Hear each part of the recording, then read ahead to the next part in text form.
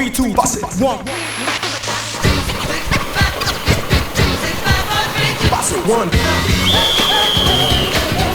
You say yo, bust it. 1, bust it. 1, 1, 1, 1, 1, 1. Bust it.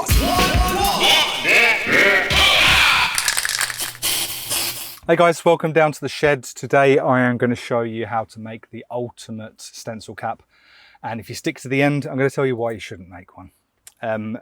We're going to give you a tutorial and basically show you how to make one of these, which is a little bit of a different design than I've used previously.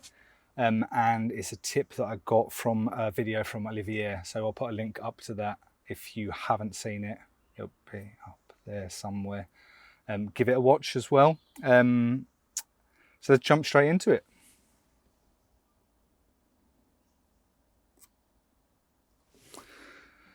So the tools you need are a heat gun or your girlfriend's hairdryer, but make sure you don't blow it up.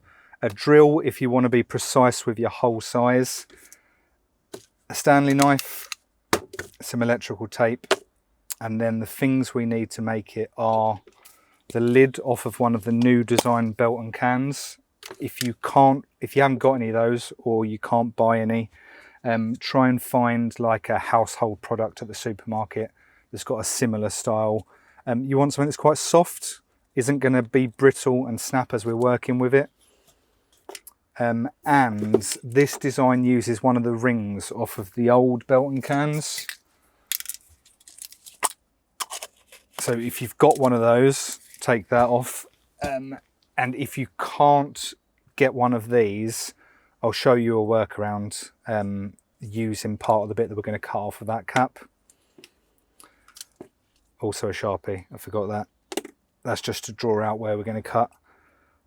So yeah, health and safety, be careful with sharp, fast spinning, hot power tools. Don't hurt yourself. What we're going to do first of all, heat up the bottom of this, push it down over the can so that we can get the imprint of where the metal ring is. I'll put some music on and speed this bit up so that it doesn't bore you too much. Be careful of your hands when you're pointing the heat gun at them. These are like 2000 watts or something, so they get really bloody hot.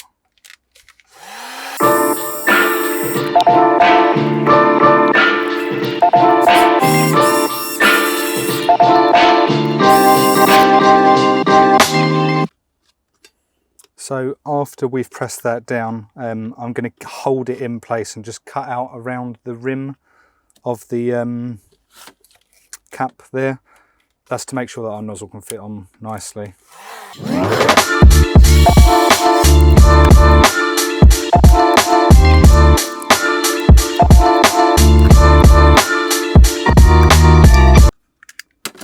So that doesn't have to be a perfect cut, so long as you can get your nozzle in there nicely, or put your nozzle in there and push this over the top. So I just need to heat this a little bit more and press it down so that we close up that gap. We want this to be close next to the ring. So it just needs a little bit more.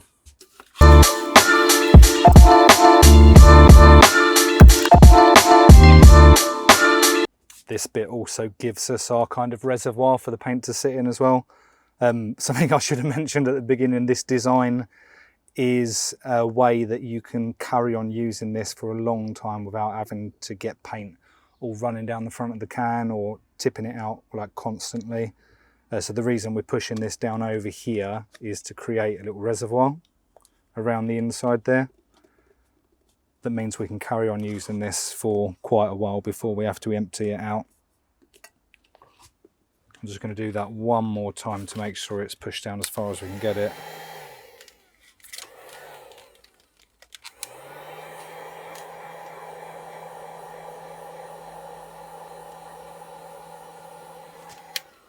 You also want to make sure while you're doing this that you're keeping it centered on the can. We've got to use that belt and ring to fix this to the outer lip on the can. So we need to make sure it's pretty much centered in that position.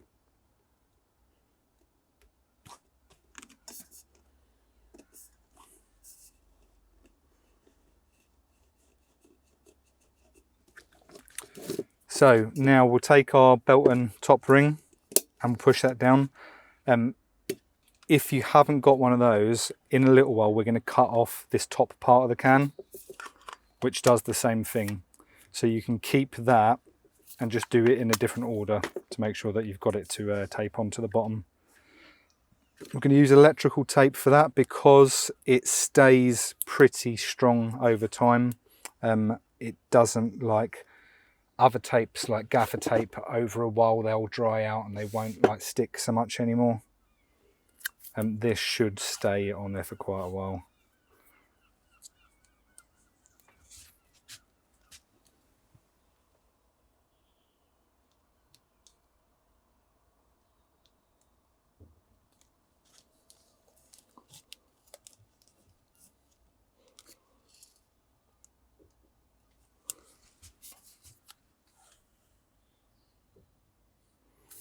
So we'll run the tape all the way around the outside.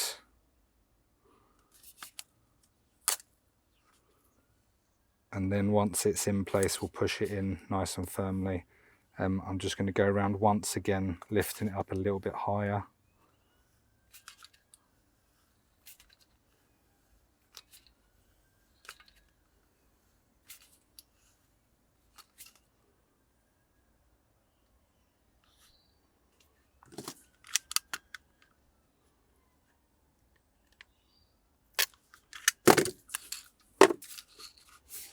So once you've got that in place, press it down nice and firm, push it into the gap. We want to make sure that that stays on for as long as it can.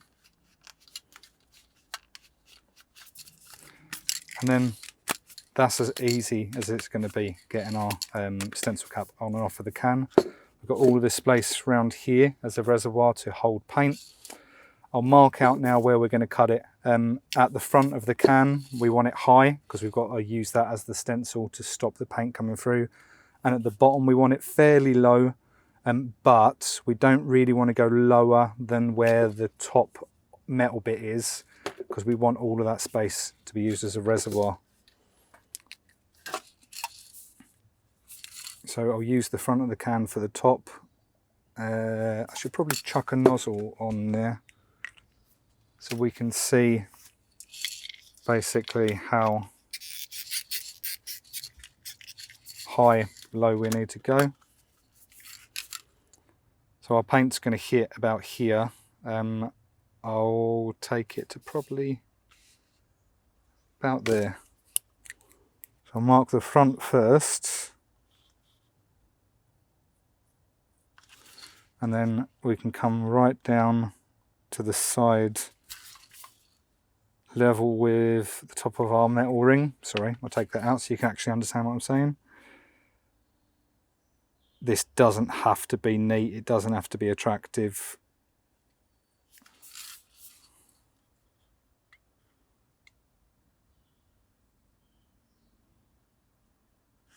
If you want it to look professional, just trace it through from the other side. That's why I was holding it down like that. So then we'll come round the back from the top of that ring, which is basically where the top of the tape's gone. Might not work out exactly like you, so just make like that for you when you do it. So just make sure you trace round where the top of that metal ring is. So that's that. I'm actually going to cut it while it's on the can because it's going to hold it nice and firmly. So I'll heat up the Stanley knife. I think I need a new heat gun because the cable on this one's gone a bit weird. I have to hold it funny when I'm heating it up.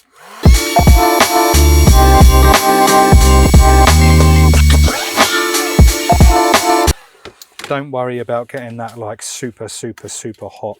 It doesn't need to be ridiculously hot, just like 20 seconds or so. Press your knife into your plastic and follow your line round. When you feel it start to slow down, or if it gets a bit hard to pull and it's not cutting through as well anymore, then just heat it up again. When it starts to drag, don't push it because you might end up slipping or cutting. Like that's stopped now, so I'll heat it up again. It'll get a bit hard to control.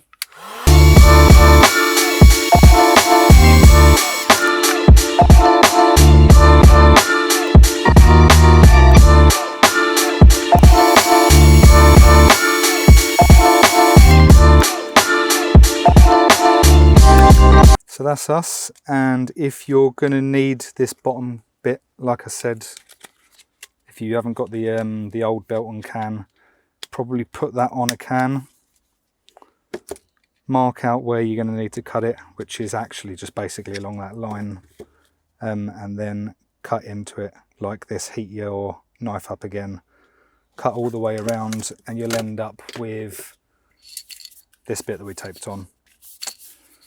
So that's basically what we're going for. I am going to melt the back of this little bit a bit and push it in, because it makes it more comfortable on your finger, and it means that your paint isn't going to drip back over the top. So just heat that up a little bit.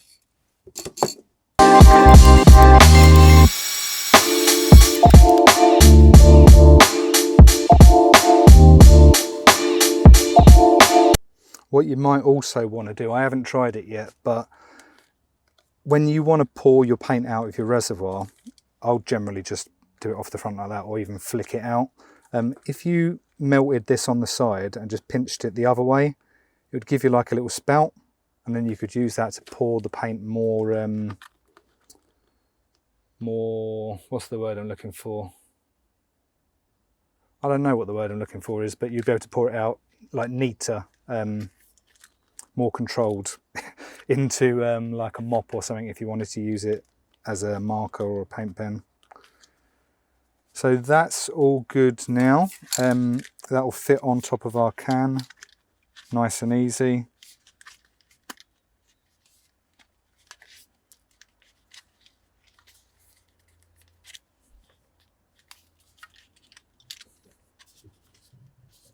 And I've got like a little rest for my finger there. Not necessary to do that. You could cut it down a little bit further. I want to keep all that space for the reservoir. So next we need to drill our hole. Before we do that, we're just going to... I don't need that because all of that's in the front. We're just going to spray the can, make a little mark. Oh.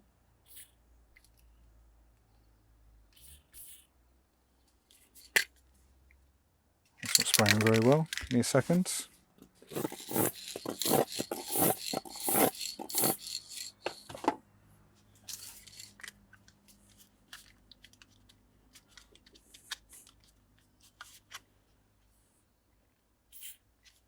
Alright, that's better. So I've sprayed a mark centrally on that. This is a 4mm drill bit. I'm pretty sure all the tiny pinks and things like that use a 4mm hole. If you want to get different sizes, you can go up from this. Probably wouldn't go down any lower because I think it's just going to clog and block up quite a lot.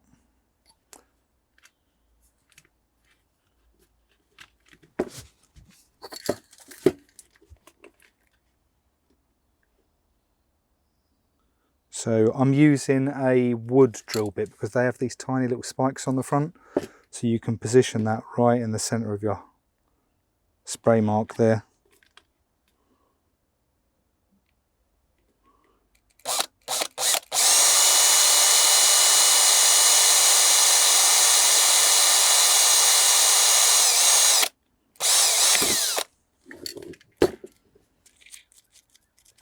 After you've sprayed it, just want to use your finger or the Stanley knife and just like clean it up as much as possible. You don't want little bits, little rough edges on there because that will come out when we spray. So that is it.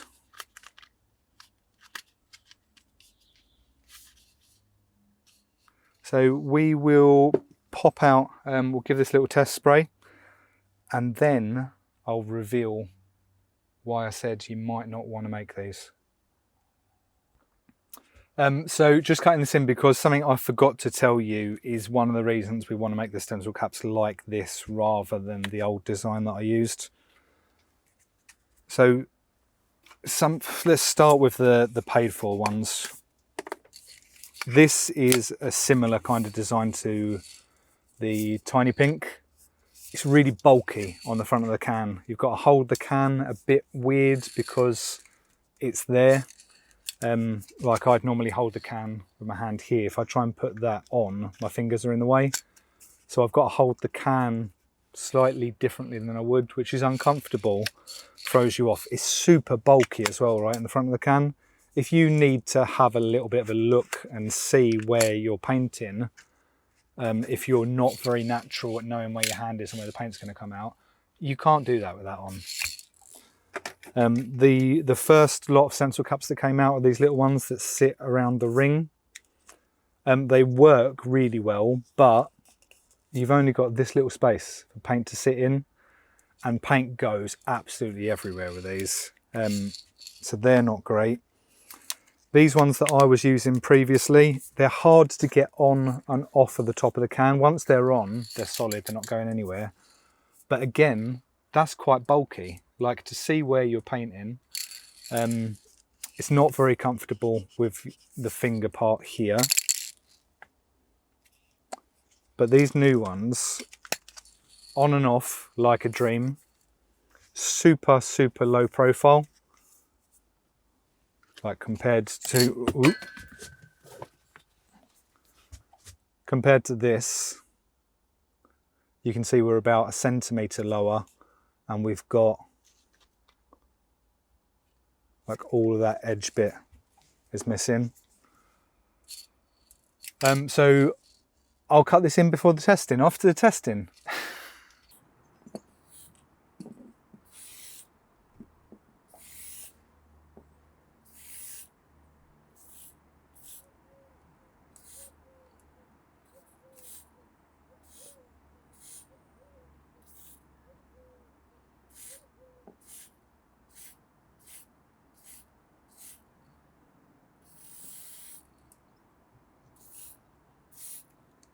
So all of our paint is sitting inside the reservoir there. None of it's coming out or spraying onto the front. That dip is just where I pressed the can right up against it.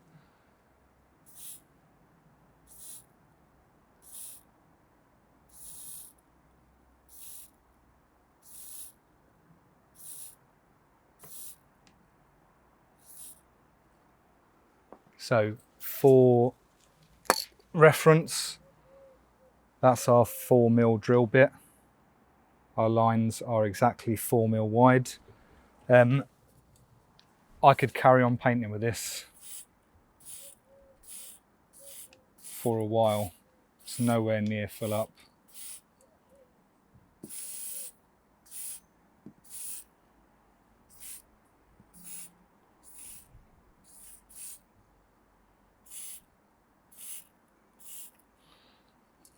So I'll try and show you how much paint is in there.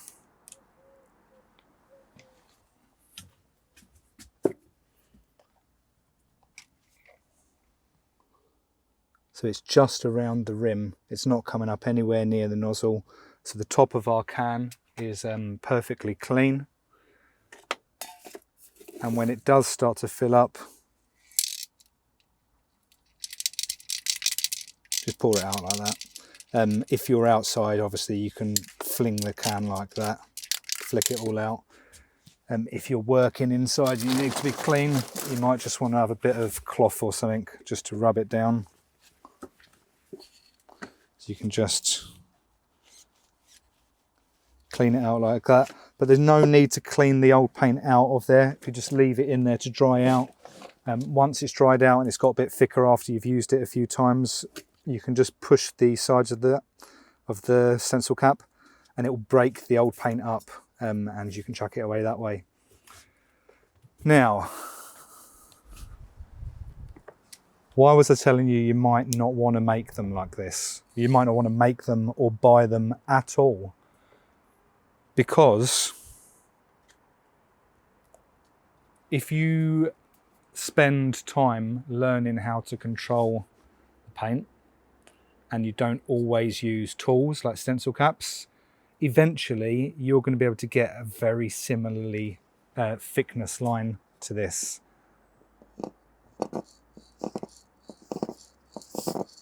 Ooh.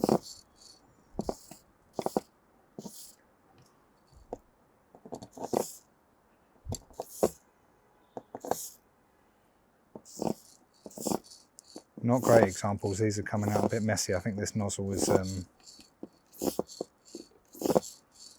needs replacing.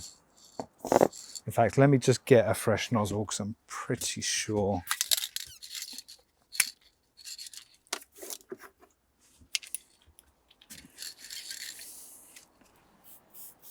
Yeah. Let's move you down here.